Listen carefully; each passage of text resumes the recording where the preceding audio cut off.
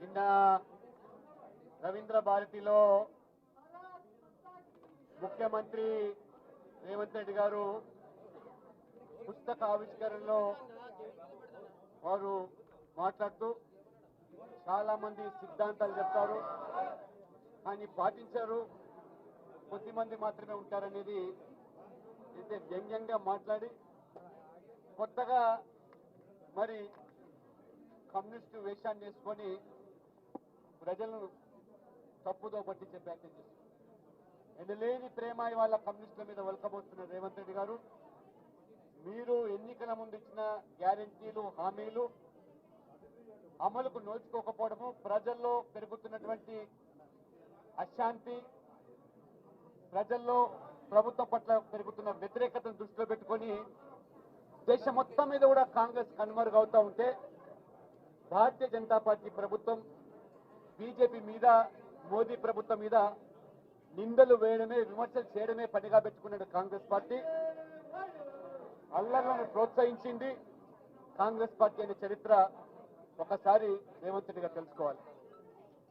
గాయానికి మందు రాసినట్లు నటించేది కూడా ఇది కాంగ్రెస్ పార్టీ. దేశానికి వెన్నుపోటు పొడిచి మైకుల ముందుకొచ్చి ముసలి కన్నీరు గారుస్తామంటే కాంగ్రెస్ పార్టీని, రేవంత్ రెడ్డి గారిని ప్రజలు క్షమించారనే విషయాన్ని తెలుసుకోవాలి.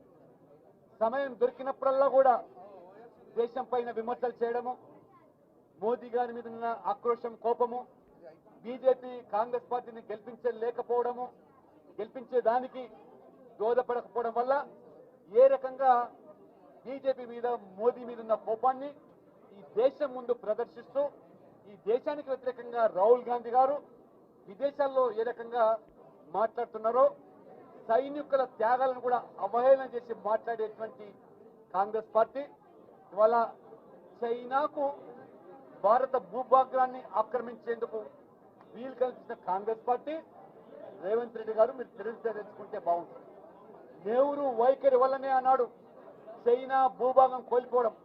ఒకటి కాదు, రెండు కాదు, దాదాపు 75,000 స్క్వేర్ మీటర్లు ఆ రోజు మరి చైనాకు అప్పగించింది. చైనాతో యుద్ధంలో ఓడిపోయింది. నెహ్రూ గారి హయాంలోని విషయాన్ని మర్చిపోయి మాట్లాడుతున్నారు. సరిహద్దు భద్రత వైఫల్యము, సైనిక పరిష్కారం తీసుకోకపోవడము, చైనా ఆక్రమణను అంగీకరించడము, ఇవన్నీ కాంగ్రెస్ పార్టీ యొక్క పొరపాటు చరిత్ర అనే విషయాన్ని రేవంత్ రెడ్డి గారు తెలుసుకుంటే బాగుంటుంది. 62లో చైనా భారత భూభాగంపై దురాక్రమణ చేసింది. ఈ సమయంలో నెహ్రూ గారు ప్రధానమంత్రి, వారి నేతృత్వంలోనే చైనాతో సంబంధాలు నిర్వహించి ఆ సమయంలో భారత సరిహద్దులు భద్రత పైన సరైన దృష్టి పెట్టకపోవడము, కేవలం అధికారమైనటువంటి కాంక్షతో, అధికార దాహంతో ఏ రకంగా ఈ దేశాన్ని రెండు ముక్కలు చేసింది. మత ప్రాతిపదికన పాకిస్తాన్ ఏర్పాటుకు దోహదపడ్డది కాంగ్రెస్ పార్టీ అనే విషయాన్ని ఇవాళ రేవంత్ రెడ్డి గారు గుర్తుపెట్టుకోవాలి. యూపీఏ పాలన కూడా భారత సరిహద్దులను కాపాడంలో కాంగ్రెస్ విఫలం చెందడమే కాకుండా సర్జికల్ స్ట్రైక్స్, ఎవరైతే జవానులు మరి మంచు పర్వతాల్లో ఎముకలు కొరికే చర్యలో ఒక్క అంగుళాన్ని కబలించకుండా పాకిస్తాన్తో వీరోచితమైన పోరాటం చేసి ఆ రకంగా వారు విజయాన్ని సాధించి పెడితే తమ రాజకీయ ప్రయోజనాల లక్ష్యంగా ఇవాళ విమర్శించే కాంగ్రెస్ పార్టీ, రేవంత్ రెడ్డి గారు మరి ఆ యొక్క రుజువులు, ఆధారాలు అడిగినటువంటి కాంగ్రెస్ పార్టీని ఒక్కసారి మరి రేవంత్ రెడ్డి గారు తెలుసుకుంటే బాగుంటుంది. రాజకీయాలు కూడా సైనిక చర్యలను లాగనటువంటి పరిస్థితి ఆ కాంగ్రెస్ పార్టీకి దక్కింది. ఆ రకంగా ప్రధానమంత్రి నరేంద్ర మోడీ నేతృత్వంలో భారత ప్రభుత్వం చైనా ఆక్రమణను నివారించేందుకు అనేక చర్యలు తీసుకోవడం కాకుండా సరిహద్దుల వద్ద మరింత సమగ్ర సమన్వయ సైనిక చర్యలు తీసుకోవడమే కాకుండా ఇవాళ ఏ రకంగా డిఫెన్స్ ఆధునికమైనటువంటి యుద్ధ పరికరాలు తయారు చేస్తూ ఇతర దేశాల మీద ఆధారపడకుండా ఇతర దేశాలకు కూడా ఏ రకంగా సరఫరా చేస్తుందో అది మోదీ గారి యొక్క తత్వాన్ని ఇవాళ తెలుసుకొని రేవంత్ రెడ్డి గారు మాట్లాడితే బాగుంటుంది.